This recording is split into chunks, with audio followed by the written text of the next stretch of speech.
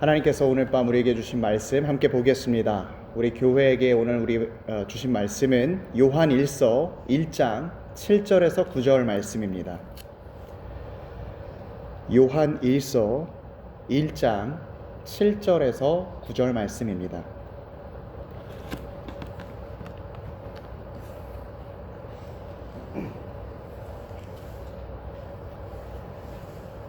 우리 다 찾으신 줄 알고 하나님의 말씀 한 목소리로 봉독토록 합니다.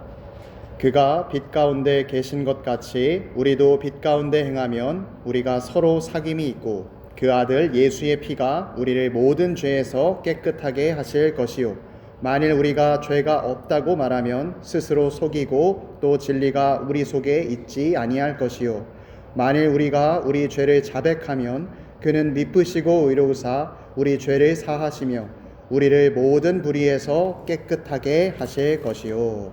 아멘. 저는 오늘 본문 말씀을 통해서 깨끗게 하시는 은혜 가운데 살다라는 제목으로 주의 말씀을 선포하도록 하겠습니다. 오늘은 우리가 사도신경의 고백 중에서 죄를 사하여 주시는 것을 믿습니다라는 이 고백을 살펴보고자 합니다. 많은 사람들은 내가 죄를 용서받는다, 죄의 사함이 죄의 용서이기 때문에 죄를 용서받는다라고 하면 먼저 이런 생각을 하곤 합니다. 단순히 내가 저질렀던 잘못을 보상해서 그 상대방이 나를 용서해 준다고 생각하거나 또 법정에서 무죄 판결을 받으면 이제 내가 죄가 없었던 것처럼, 죄를 짓지 않았던 것처럼 생각을 하는 것입니다. 왜냐하면 세상에서 죄라고 정의 내릴 때에 그 죄라는 것은 사람과 사람 관계에서 그 사이에서 벌어지는 잘못들이기 때문입니다. 또한 세상에서 이야기하는 죄는 우리가 함께 살아가는 이 공동체에서 규칙이나 어떤 관습을 어겨서 나타나는 문제라고 여기기 때문에 그 문제를 없애고 아무 일도 없었다라고 생각하는 것이 죄 용서받았다라고 생각을 하곤 합니다. 그러나 성경이 말하고 있는 죄로부터의 용서는 그러한 것이 아닙니다. 성경에서 말하고 있는 죄 사함은 모든 불의한 인간이 겪어야 하는 죽음과 심판에서 건짐받는 것을 이야기합니다. 의로운 사람만이 천국에 갈 수 있는데 모든 인간이 불의하기 때문에 천국에 가지 못하고 죽음과 심판을 겪어야 하는 것이죠. 그런데 어떻게 우리가 이 죽음과 심판에서 건짐을 받을 수가 있겠습니까? 우리가 너무나도 잘 알고 있듯이 우리는 어떤 우리의 자격이나 우리의 행실로 구원받는 것이 아니라 오직 예수 그리스도의 십자가를 믿음으로 구원을 받습니다. 예수 그리스도께서 보혈을 흘리심으로 우리의 죄가 사함을 받은 것입니다. 우리가 죽어야 할 십자가의 자리에서 주님께서 그 자리로 가시고 우리가 못 박혀야 할 그곳에서 주님께서 못 박히심으로 우리의 죄가 용서받았고 우리는 생명을 받게 된 것입니다. 여러분은 이 사실을 믿으십니까? 그런데 사도신경의 고백을 보게 되면 조금 이상한 점이 하나 있습니다. 죄 사함에 대해서 우리가 예수님을 믿음으로 예수님의 보혈을 의지해서 용서받는 것이다 라고 알고 있는데 오늘 사도신경의 고백의 위치를 보게 되면 죄사함에 대한 고백의 위치가 예수님 다음에 나오는 것이 아니라 마지막 부분에 나오고 있다는 것이죠. 예를 들어서 우리가 생각했을 때 그냥 예수님에 대해서 믿는 것을 고백한다면 본디오 빌라도에게 고난을 받으사 십자가에 못 박혀 죽으시고 장사한 지 사흘 만에 죽은 자 가운데서 다시 살아나셔서 이루신 죄 사함을 믿습니다. 이렇게 고백해야 할 것 같은데 우리가 암송하고 고백하고 있는 사도신경은 오히려 성령을 믿사오며 거룩한 공예와 성도가 서로 교통하는 것과 죄를 사하여 주시는 것과 라고 그 뒤에 교회 다음에 죄 사함을 이야기하고 있습니다. 이것은 사실 오류가 아니라 굉장한 의도성을 가지고 배치가 된 것입니다. 죄사함에 있어서는 교회가 아주 결정적인 역할을 하기 때문입니다. 우리가 생각해 봤을 때 죄의 용서를 받으려면 우리가 어떻게 해야 합니까? 먼저 죄의 용서를 구해야겠죠. 내가 용서를 구하지 않으면 죄의 용서는 나타나지 않습니다. 또 우리가 죄에 대해서 용서를 구하기 위해서 먼저 선행되어야 할 것은 무엇입니까? 그것은 내가 죄인이라는 것을 아는 것, 내가 가지고 있는 죄가 있음을 고백하는 것이 필요한 것이죠. 어떤 사람이 내가 죄인인지도 모르고 내가 무엇을 잘못했는지도 모르는데 내가 죄를 고백했습니다 라고 말하는 것은 말이 안 되는 것이며, 그것이 진짜 말이 된다 할더라도 가짜인 것이죠. 그런데 이 모든 과정들, 죄의 용서를 구하고 죄를 깨닫는 것이 어디에서 일어나느냐? 바로 그것이 교회라는 것이죠. 교회에서 우리가 말씀을 들었을 때 우리가 변화를 받게 되는 것이죠. 성경은 그래서 이야기합니다. 하나님의 말씀은 살아있고 활력이 있어서 좌우의 날선 어떤 검보다도 예리하여 우리의 혼과 영혼과 관절을 찔러 쪼개기까지 한다라고 말씀합니다. 즉 우리의 심령에 복음이 선포되었을 때 나는 내가 그전에 죄가 없었다라고 생각을 했는데, 내가 복음을 듣고 나니까 비로소 죄인임을 깨닫게 되고 인정하게 되는 것이죠. 그전에는 내가 어떤 다른 사람에게만 피해를 줘야지만 죄를 지었다라고 생각했지만, 또 아니면 법을 어기는 행위를 했을 때, 그것이 드러났을 때만 죄를 지었다라고 이야기했지만, 교회에서 선포되는 복음을 듣게 되었을 때 마음에 품는 악한 생각도 주님 앞에 범죄하는 것이고, 또 내가 어찌 이 큰 악을 행하여 하나님께 죄를 짓겠냐고 말했던 요셉의 고백처럼 다른 사람들과의 관계와 행동에 있어서도 하나님을 생각하게 된다는 것입니다. 그래서 복음이 선포될 때에 우리는 내가 죄인임을 인정하고 죄 용서를 구하게 됩니다. 그런데 어떤 분들은 생각하시기를 목사님 저는 모태신앙입니다, 아니면 저는 이웃 사람이 전도를 해서 복음을 듣고 회개했습니다 라고 말씀하실지도 모릅니다. 그러나 내가 갓난아기 때부터 나를 교회로 인도하셨던 부모님, 또 노방전도 어떤 집사님이든 권사님이든 그분이 나에게 복음을 전해주었던 것은 어떻게 출발하게 되었는가? 그것도 교회에서 출발하게 된 것이죠. 부모님이, 어떤 그 집사님이 교회에서 먼저 복음의 말씀을 듣고 변화하여 회심하여 내가 이 복음을 전해야겠다 하는 마음으로 전달했을 때 듣게 된 것입니다. 그래서 우리의 모든 신자들의 죄사함은 교회에서 시작이 됩니다. 그래서 죄사함이 있기 위해서는 가장 먼저 교회가 있어야 합니다. 우리의 죄사함은 교회로부터, 특별히 교회의 복음의 선포로부터 시작되었기 때문입니다. 그래서 3세기의 교부였던 키프리아누스는 이것을 가리켜서 교회 바깥에는 구원이 없다라고 말했습니다. 물론 이것은 교회가 곧 구원이다라는 그런 일치하는 이야기가 아닙니다. 교회 바깥에 구원이 존재하지 않는다라는 말은 너 우리 교회 떠나면 구원 못 받아, 이렇게 이단 사이비처럼 협박하는 것이 아니라 이 땅에서 그리스도를 구원자로 선포하고 그의 몸된 지체로서 참여하게 하는 유일한 기관인 교회를 떠나서는 복음을 들을 수가 없다는 말입니다. 하나님께서는 세상에 복음을 전하셔서 창세전에 이미 기쁘신 뜻으로 택정하시고 구원하시기로 했던 사람들을 교회 안으로 부르셔서 교회 안에서 구원을 주시는 것입니다. 그래서 그 수단이 사용되는 외적인 모습이 바로 교회인 것이죠.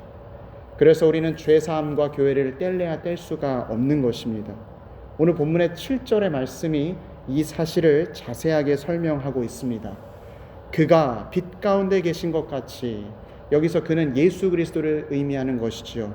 예수님께서 빛이신데 빛 가운데 계실 때에 우리도 빛 가운데 행하면, 우리도 주 예수 그리스도와 하나가 되고 교회 안에 참여했을 때에 우리가 서로 사귐이 있고 그 아들 예수의 피가 우리를 모든 죄에서 깨끗하게 하신다라고 말씀하는 것입니다. 우리는 예수 그리스도의 몸된 교회 안에서 말씀을 들음으로 죄를 깨닫고 죄의 용서를 구하며 모든 죄의 용서함을 받게 됩니다. 특별히 오늘 요한 사도가 언급하고 있는 이 모든 죄라는 것은 단순히 죄를 행하는 그 행위 자체만을 이야기하는 것이 아닙니다. 죄로 인해서 나타나는 모든 부작용들, 모든 결과까지를 포함해서 그것까지도 용서해 주신다라고 말하는 것입니다. 우리가 죄를 지었을 때 처음 드는 생각은 두려움입니다. 이 죄가 드러나게 되면 어떻게 될까? 다른 사람은 무엇이라고 평가할까? 또 그 죄가 드러났을 때 받아야 하는 것은 형벌입니다. 그 죄에 맞는 값을 치러야 하는 것입니다. 이뿐만이 아니라 죄를 지었을 때 우리는 하나님과의 관계가 깨어지고 사람들과의 관계도 어그러지며 우리의 영혼의 마음의 상처를 입게 됩니다. 죄로 인해서 생긴 수치심과 정죄감, 그리고 우리 안에서 계속해서 죄를 짓게 만드는 그런 충동감과 죄의 영향력, 이 모든 것을 그 아들 예수 그리스도의 십자가 보혈이 다 깨끗하게 씻어주셨음을 우리 요한 사도는 우리에게 전달하고 있는 것입니다. 심지어 우리 주님의 보혈은 능력이어서 우리가 지었던 한순간의 죄뿐만 아니라 우리가 과거에 지었었던 죄, 현재에 지었던 죄, 앞으로 미래에 지을 모든 죄를 단번에 해결하시고 용서해 주셨습니다. 이뿐만 아니라 우리 안에 성령님을 보내주셔서 우리가 죄를 짓지 않도록 죄와 싸워서 날마다 거룩하게 나아갈 수 있도록 우리 안에서 역사해 주시는 것이 우리 주 예수 그리스도의 보혈의 능력입니다. 그래서 죄사함을 받은 우리 성도들은 이 사실을 믿고 이것을 경험하며 신앙생활하며 살아갑니다. 그런데 이 놀라운 은혜의 소식, 주님의 보혈이 우리의 미래의 죄까지 해결하셨다, 용서하셨다라는 이 기쁜 소식이 때로는 오해를 불러일으키기도 합니다. 어떤 분들은 주님께서 이제 내가 지을 미래의 죄까지 다 해결하셨으니까 이제 내가 어떻게 살든지 상관이 없겠구나, 나는 또다시 죄를 지어도 되겠구나 생각합니다. 그러나 사실 이 생각 자체가 굉장히 악한 의도를 가지고 있습니다. 이런 생각을 하는 분들 마음의 중심에는 무엇이 있냐 하면, 내가 죄를 짓고는 싶은데 또 죄를 지어서 지옥에 가는 건 원하지 않는 것이죠. 내가 구원받았고 천국에 들어간다는 것을 확증받고 싶어 하는 것입니다. 그러나 주님께서 우리에게 허락하신 죄 사함은 네가 앞으로 지옥불에 떨어지지 않을 거야 하는 보험으로 주신 것이 아닙니다. 또 우리가 받았던 죄 사함은 어떤 법정에서 너 이제 무죄야, 너 이제 죄가 없어 라고 이야기해서 바깥으로 나가면서 햇살이 비춰지고 오랜 친구들과 함께 어떤 파라다이스에 들어가는 티켓을 얻은 것이 아닙니다.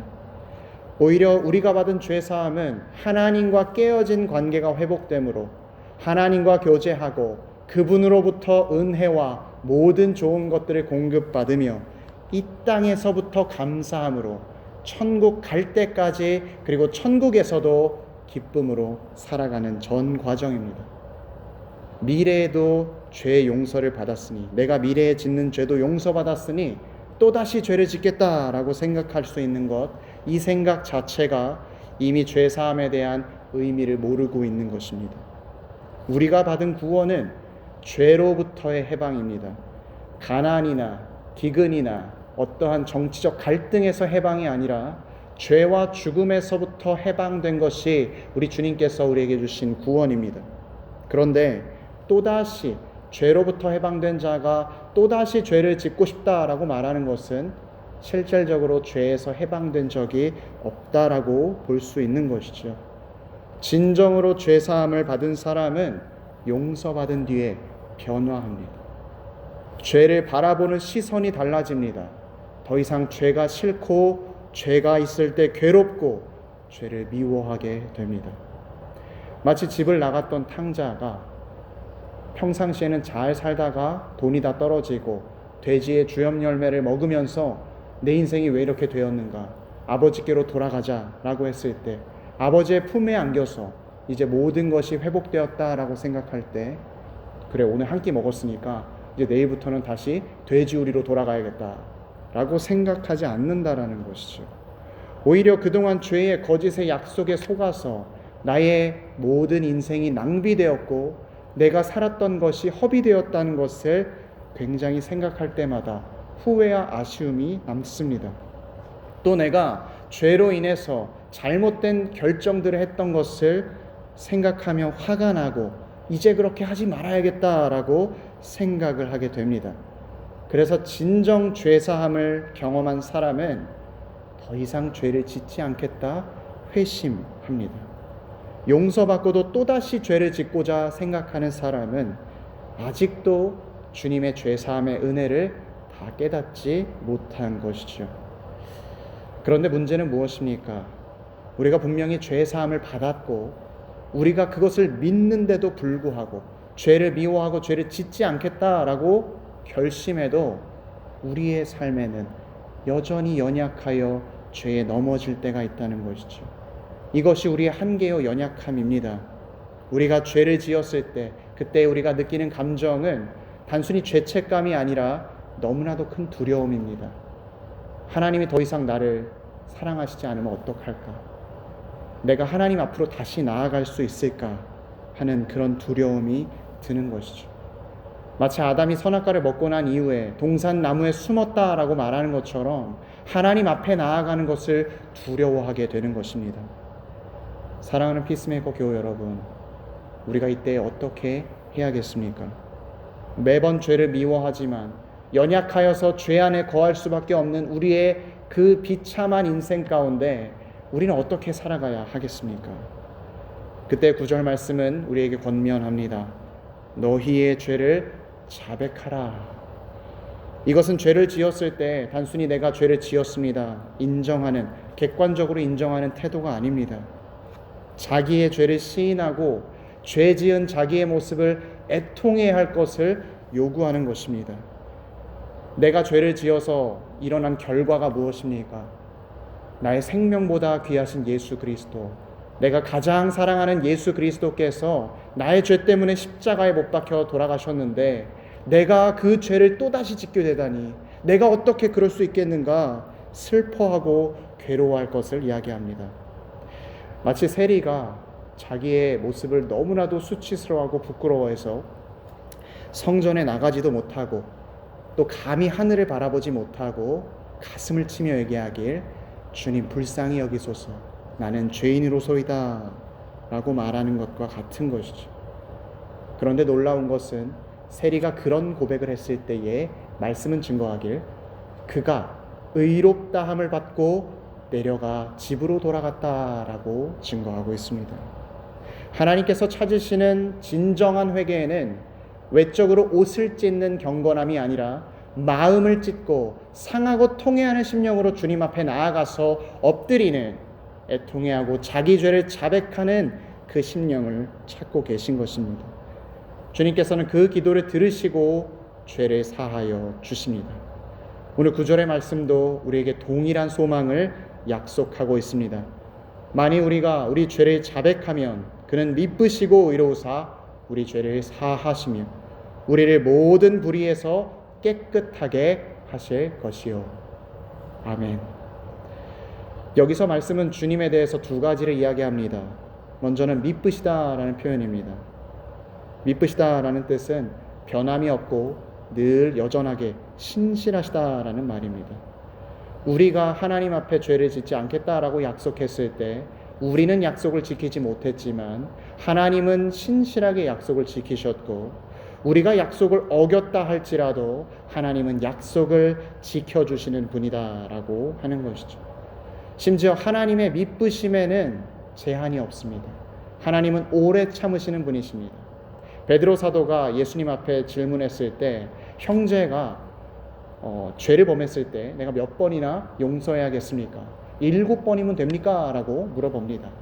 당시 유대의 상황에서 살펴보게 되면 3번 참아주는 것이 유대인에게 있어서는 굉장히 큰 인내력이라고 이야기를 했습니다. 그런데 베드로는 그 3번을 곱해서 또 1번을 더한 7번을 참으면 되겠습니까? 라고 물은 것입니다. 그러니까 베드로가 할 수 있는 최선의 것을 예수님께 하겠다. 그러니 이 정도면 됩니까? 라고 물어봤을 때 예수님 말씀하시길 7번에 70번까지도 용서해 주어야 한다라고 말씀해 주셨습니다. 이것은 하루에 똑같은 죄악으로 490번을 해도 진정으로 회개하는 마음이 있다면 용서해 주어야 한다는 말씀입니다. 생각해 보십시오. 우리가 24시간을 살아가면서 어떠한 똑같은 죄목을 490번 행할 수조차도 없을 정도로 많은 내용입니다. 그런데 하나님은 그러한 죄까지도, 그러한 반복적인 죄까지도 용서해 주신다고 말씀해 주신 것입니다.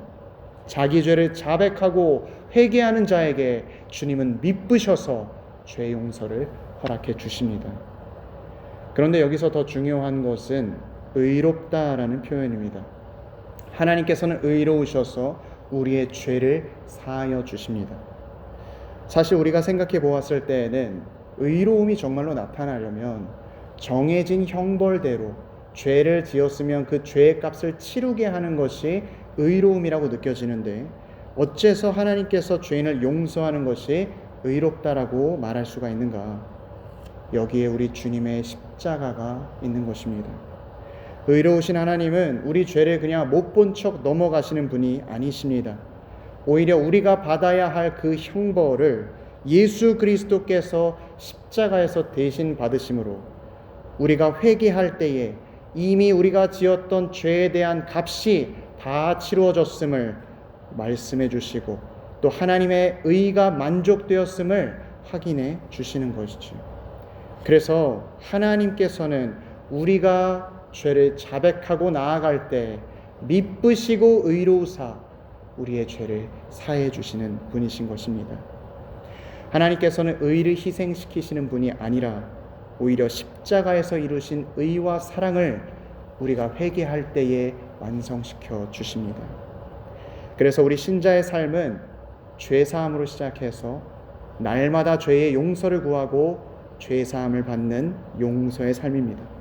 일평생을 죄사함 받으며 살아가는 인생입니다. 사랑하는 피스메이커 교우 여러분, 이 시간 잠시 우리의 삶을 돌아보길 원합니다. 혹시 지난번에 내가 지었던 죄가 있어서 여전히 하나님 앞에 나아가지 못하고 계십니까? 아니면 너무나도 반복되는 죄 때문에 이제는 하나님도 지겨워하실지도 몰라라는 회개조차 소용없다라고 말하는 사탄의 음성에 고통받고 계십니까? 그렇다면 오늘 우리가 묵상한 이 사도신경의 고백을 붙들고 주님 앞으로 나아가시기 바랍니다. 죄를 자백하여 용서받는 자유함을 누리시기를 축복합니다. 바라기는 날마다 교회 안에 거하며 복음의 말씀을 듣고 죄를 회개하며 용서받는 삶 사시기를 주님의 이름으로 축원합니다.